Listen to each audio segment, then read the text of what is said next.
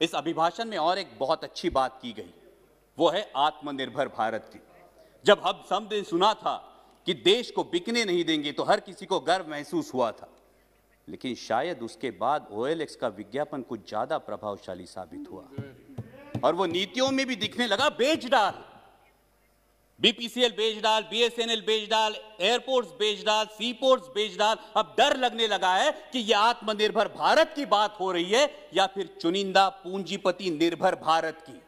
मैं सचेत करना चाहूंगा कि इस प्रकार से मुक्त अर्थव्यवस्था के आड़े में अगर हम क्रूनी कैपिटलिज्म को बढ़ावा देकर देश के संसाधन चुनिंदा पूंजीपतियों के हाथ में सौंप दे तो देश की आने वाली पीढ़ियां हमें कभी माफ नहीं करेंगी। इसमें राष्ट्रपति जी के अभिभाषण में किसानों की योजनाओं की बात की गई, लेकिन आज जो हमारे अन्नदाता, हमारे किसान भाई दिल्ली की सरहदों पर आंदोलन कर रहे हैं, जिसमें 200 से भारतीय, मैं भारतीय कहूंगा, 200 से भारतीय शहीद हुए, उनके प्रति कोई संवेदना इस अभिभाषण में नहीं दिखाई दी। यह आश्चर्यजनक है। गणतंत्र दिवस पर जो घटना घटी उसकी आलोचना अभिभाषण में हुई। हिंसा का कोई समर्थन नहीं हो सकता, ना ही होना चाहिए, लेकिन उसके उपलक्ष्य में, sir please let me continue, हिंसा का कोई समर्थन नहीं हो सकता, ना ही होना चाहिए, लेकिन उसके उपलक्ष्य में इस किसान आंदोलन को बदनाम करने की जो साजिश रची गई वो निंदनीय है। पहले बताया गया कि सिर्फ पंजाब के किसान हैं, फिर बताया गया कि ये तो आड़तीय है, फिर बताया गया कि ये खालिस्तानी है। Please sit down. Bidhuri ji, honourable member Bidhuri ji, बैठिए बैठिए।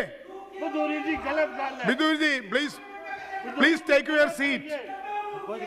Bidhuri ji, honourable member please take your seat. So please bring house and order. Why you are angry? Sir अगर you sit down there. Sir अगर ऐसे बोलेंगे, कल इनके नेता भी बोलेंगे, तब हम बीच में चलाएंगे, फिर अच्छा होगा सर। No, why? ये जानबूझ के है। Whenever you, Viduri ji, whenever you will speak, at that time you can tell everything. Why you are stand up every time? Thank you, sir. Please. Sir, गणतंत्र दिवस में जो घटना घटी उसकी आलोचना अभिभाषण में हुई। हिंसा का कोई समर्थन नहीं हो सकता, ना ही करना चाहिए, लेकिन उसके उपलक्ष्य में इस किसान आंदोलन को बदनाम करने की जिस तरह से साजिश रची गई वो निंदनीय है। पहले बताया गया ये तो सिर्फ पंजाब के किसान है, फिर बोला गया कि ये तो आड़तीय है, फिर बोला गया ये खालिस्तानी है, और फिर तथाकथित IT सेल ने और मीडिया के कुछ नुमाइंदों ने उन्हें देशद्रोही करार दे दिया। मैं पूछना चाहूंगा कि सर, जो बाप अपने 18 साल के नौजवान बेटे को बोलता है उठ तुझे फौज में भर्ती होना है, तूने बेल्ट की नौकरी करनी है, जो मां अपने बेटे को बॉर्डर भेजते हुए बोलती है कि अगर दुश्मन ने देश पे गोली चलाई तो तूने अपना सीना आगे कर देना है, तो वो देशद्रोही कैसे दिए जाते हैं?